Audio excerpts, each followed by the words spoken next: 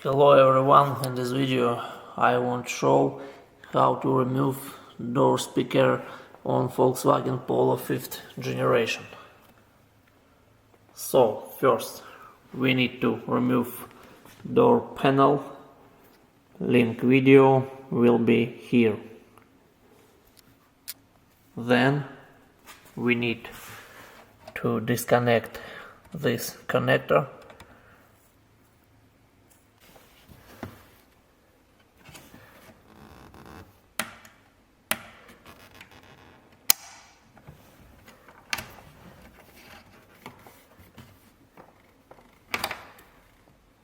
Okay.